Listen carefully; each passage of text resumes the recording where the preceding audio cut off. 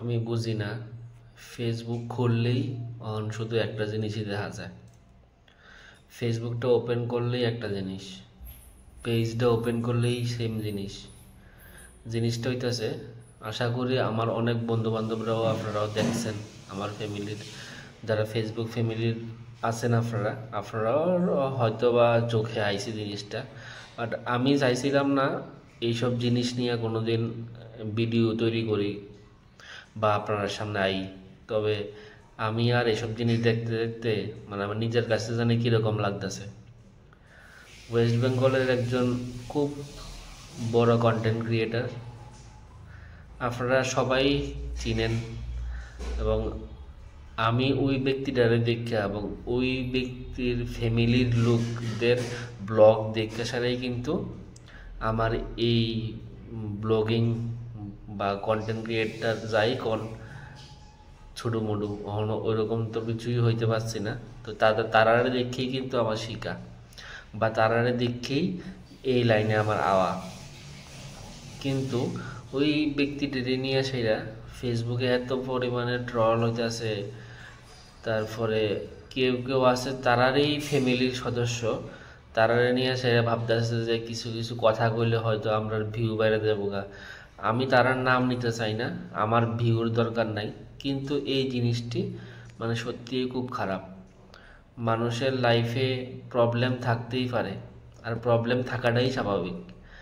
যাদের লাইফে প্রবলেম নাই আমি মনে করি তাদের লাইফ সঠিকভাবে চলতেছে বুঝলা। তো প্রবলেম থাকলেও প্রবলেমটা কেউ কেউ আছে যে মানায় নিতে পারে, কেউ কেউ আছে মানায় নিতে পারে না। এটা যার যার সম্পূর্ণ পার্সোনাল ব্যাপার। তো কারোর পার্সোনাল লাইফে ইন্টারফেয়ার কইরা সকাল নাই দুপুর নাই রাত্র নাই এত পরিমাণে কমেন্ট এবং এত পরিমাণের তারা লিয়ে ভিডিও তৈরি করার আমি মনে করি না এটা ঠিক করতেছেন আপনারা যারাই করতেছেন। অনেকে আছেন তারা ফ্যান ফলোয়ার্স ভাবতেছেন যে তারা নিয়ে কিছু একটা কইলে আমি হয়তো খুব ভালো মহান কাজ করতেছি, বাট জিনিসটা এরকম না।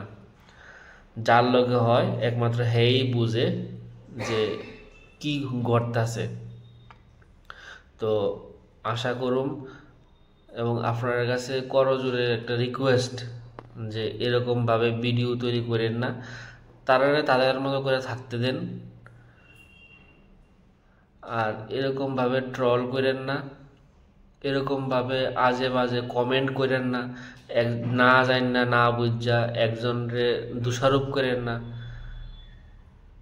সেটা হোক দাদা বা দিদি, কারোরই কোনো পার্সোনালভাবে দোষারোপ করেন না। কারণ আপনারা জানেন না, আপনারা ওই ফ্যামিলির সদস্যও না। ওই ফ্যামিলি বলতে ওই যে বিখ্যাত কন্টেন্ট ক্রিয়েটার যে ওয়েস্ট বেঙ্গলের, আই থিঙ্ক সবাই বুঝতে পারতেছেন কার কথা কইছে, আমি কারোর নাম নিতে চাই না। তো তারার ফ্যামিলির তো আপনারা লোক না, আমিও তারার ফ্যামিলির লোক না, তারার ফেসবুক ফ্যামিলির হয়তো বা আমরা সদস্য। তো এরকমভাবে তারারে নিয়ে ট্রল করার কোনো মানে নাই। মানুষের লাইফে অমাবস্যা পূর্ণিমা থাকেই, তো ওই অমাবস্যার দিন এখন তারা চলতেছে। সুতরাং আপনারা যদি পারেন গডের কাছে প্রে করেন যাতে তারা আবার আগের মতো করে আমরা সামনে উপস্থাপন করতে পারে, বা বিভিন্ন ধরনের নতুন ধরনের ব্লগ তারা দিতে পারে। বাট এরকমভাবে ট্রল করেন না, খারাপ কমেন্ট করেন না। একটা কমেন্ট যদি আপনি করেন ওই কমেন্টের উপরে ভিত্তি করে সেটা আরো 100টা কমেন্ট হইতাছে।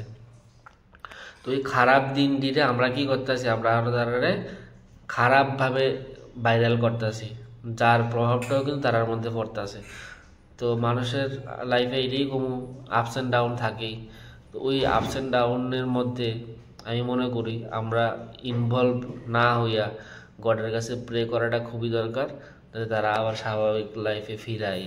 তো আমরা তো মানুষ, আমরা তো কন্টেন্ট ক্রিয়েটার বা ব্লগার বা ফলোয়ার, অনেক নিউজ চ্যানেল পর্যন্ত আছে এই যে বিষয়টারে এত পরিমাণে হাইলাইট করতে, তারা ভাবতেছে যে এই তিনজন ব্যক্তির লইয়া যদি আমি একটা নিউজ তৈরি করে লাই তাহলে আমার টিআরপি দিন দিন ধ্যাক করে বাইরে যাবো গা।